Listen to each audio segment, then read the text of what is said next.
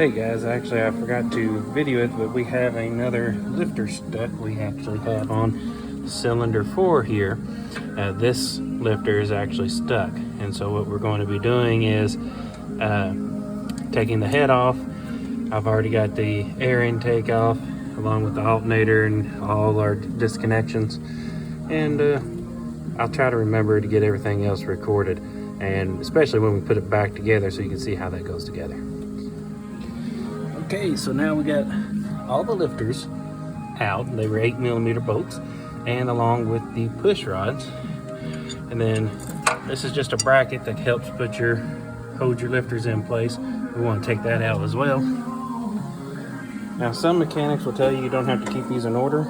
I was trained at GM, and they did tell me to do my best to keep these lifters and the push rods in order. Although they are all the same size, they have different wear patterns depending on which cylinder they're on, and it could potentially affect your firing order.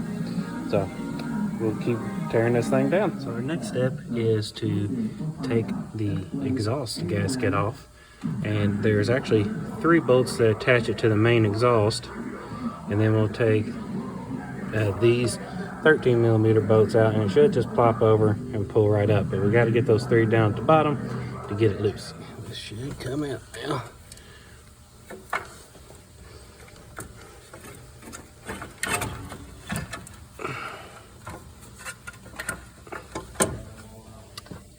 Kind of hard to do with one hand.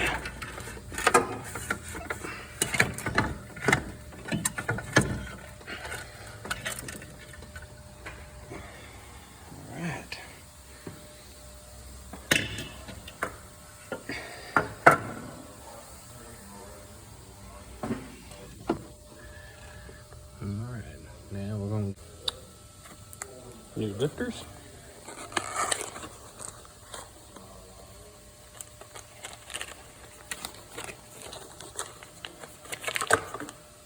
Okay, that's how they look. Okay, these are the type of lifters with the spring that keep collapsing in these 5.3 engines, and it's quite common. And for this particular engine, because the customer just had this done at another shop about a year ago, we're only replacing the collapsible lifters on the side we're having the issue with. So we're going to soak these actually in oil for a couple hours just to make sure that it is well lubricated before we put them inside the engine. These push rods also got a lot of nastiness on them. We're going to clean that up. Although I don't think that's what's causing the problem. Definitely something worth, and this is actually what they're supposed to look like. Nice and shiny. Most of them have all this gunk on it. That's not going to cause you to have a dead miss like this one does, like this engine does, but definitely something worth doing while you got it apart. Much better. So now we want to take this coolant line bypass hose off, 10mm on both ends. Okay, so got all the bolts out, 15 in the middle, 15 at the bottom, and then they had 10mm at the top here, which is different than your newer models. The newer models don't have the 10mm at the top, but it is free. A lot of antifreeze are going to come out. I got something underneath there to catch it, and yeah, we'll get this out. It takes 2 hands, so I can't show you me taking it out.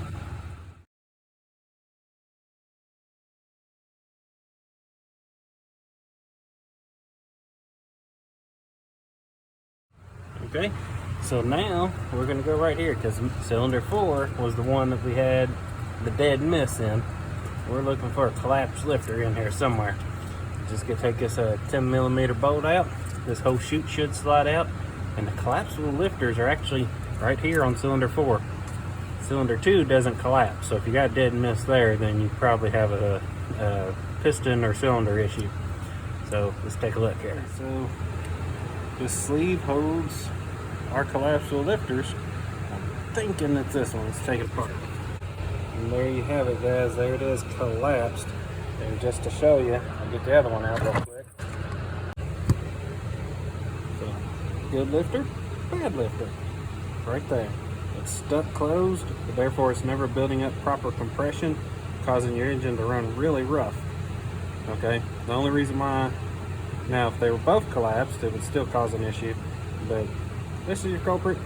We're going to replace all the collapsible lifters on this side of the engine just to be safe while we're in there. It doesn't cost any extra labor, just extra parts, so might as well do it while we're here. Okay, so we got the lifters out. We're getting ready to put them back into their sleeves, and we have these nice little grooves there that your collapsible lifters fit into. Those have to be put in right or you will have issues. This side doesn't really matter as much. It's right there where that groove is, and they will go in the wrong way. So you got to be careful and make sure they're lined up. But next video will be with the lifters in. Okay, so we got our new lifters in. We replaced on cylinder 4 and cylinder 8. Now the reason why we didn't replace these lifters is the customer just had this done about a year ago. And so these should be new lifters. There's not really a way to tell because it has been a year, so they're gonna kind of look old anyways. But as long as we're not having an issue with them, might as well reuse them, save the customer some money. We wanted to go ahead and replace the collapsible ones just in case there's some debris inside of them that would cause them to have issues later. Next is to clean off the head, the block here where the head goes, and also the bottom side of the head. So we'll take pictures of that and maybe a video. Okay, so we're taking a back look at the bottom side of the head. There's a little bit of blue from the gasket on there, and this is actually how I know the previous shop that they went to. Of course, it's always a concern with customers about shops, you know, cheating them or whatever. This shop did at least take the head off, and it looks like they did what they said they were going to do, because if this was the original gasket, this would be much dirtier. This won't take very long to clean. We'll get that wiped up, and there's a little bit on the block, and then we'll be ready to put things back together. Okay. Got our new gasket, which lines up these little dowel rods here, which will help me line up the head as well.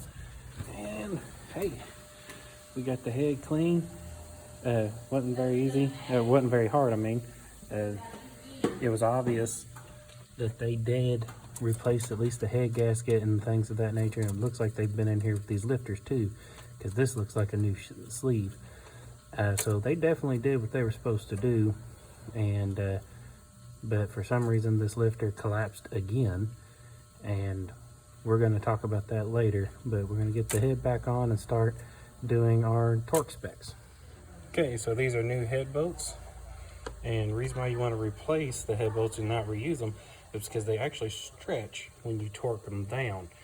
And so there's a lot of shade tree mechanics that'll reuse the old head bolts, and it can work, but this is a safe bet. If you're going to go that deep into the engine, you want to make sure you replace these. Okay, so we got new air intake gasket, and we're getting ready to torque up the head bolts. All I did was tighten them up loosely, and then I'm going to get my torque wrench. There's actually a sequence you have to follow: first, second, third round for all the main head bolts, and then you got a fourth round for those top 10mm bolts. So we'll get that done and see you on the next video. Okay, so torquing down the head bolts with a digital torque wrench. First round is 22 pounds, and then we do 90 degrees, 20 degrees, or 70 degrees, and then we'll finish up with those 10mm bolts at the top. Okay, so we got the head bolts all torqued to factory spec, and that is something that's very important. There's a sequence that you have to do them in, and so that it tightens up properly and becomes watertight and oil tight. And we got a new air intake gasket. We'll replace the other side too, because I was giving it with the package, and it doesn't take me about maybe 5 seconds to put that in. So, and then we're going to start talking about this device right here, because this is what we think is the main culprit.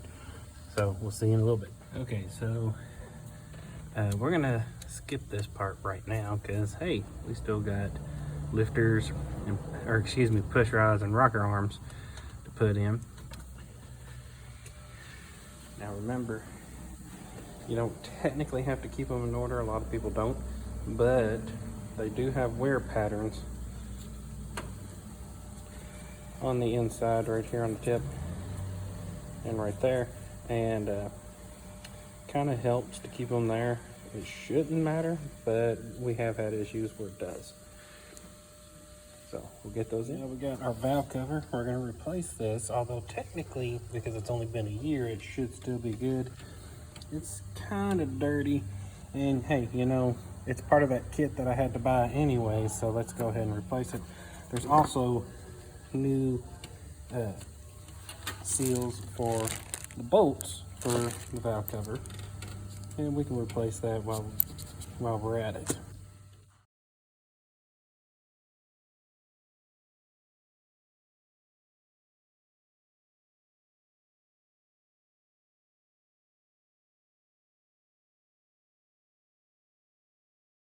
Okay, so now we're going to talk about this centerpiece here. This is called the V-Loam, and we actually have a new one right here. Okay, and these devices actually control those 4 collapsible cylinders. So this customer came to us from another shop.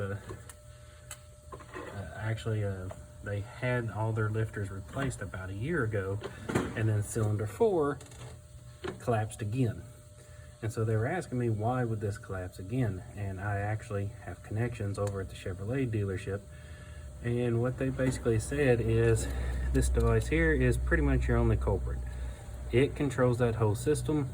It's what's causing them to possibly collapse. There's something in here that there's gunk, or it's not commanding correctly, or something along those lines.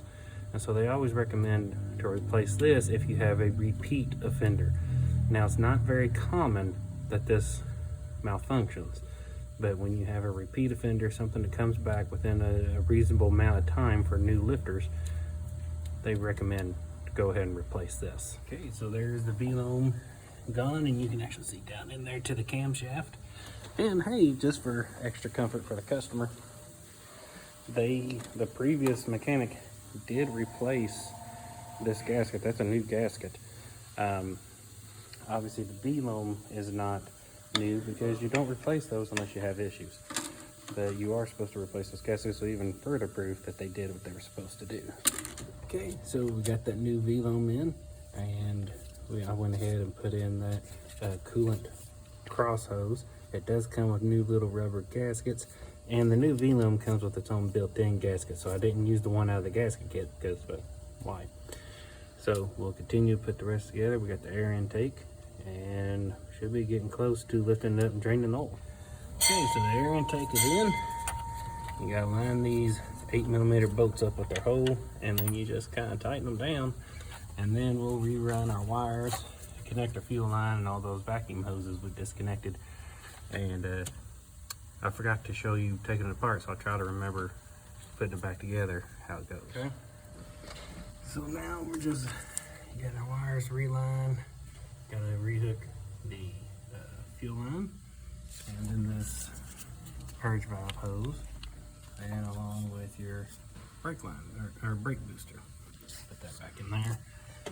And after we get all the connections hooked back up and the alternator back on, belt on, we'll raise it up and drain the oil, because there's probably a lot of antifreeze after we took that head off in your oil pan. Alright, drain the oil, we'll see a bunch of water probably come out first, because we took that head off and all that antifreeze leaked down. Be good.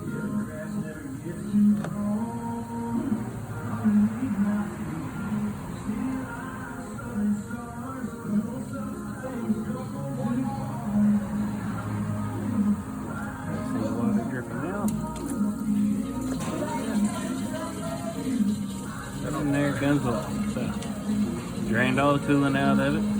No more water in the system. That's just pure oil, and we'll put some fresh oil back on top. Okay, so all we got left is to make sure this dipstick is in correctly, and then bolt it back to the side of the engine, and a ground wire, and put our air intake filter hose back on, and we'll be ready for our first test. Keep in mind, first test, it's always going to run rough because there is a little bit of water left in those cylinders, even though we did try to clean it out as best we could. And then should smooth out after just a few minutes. All right. first startup, running pretty good. And all that's left is make sure we get all the fluid levels exactly right and take it for a good test run. Okay, all the fluids are good. I don't know if you can hear it running. Let's see, let's pop the hood.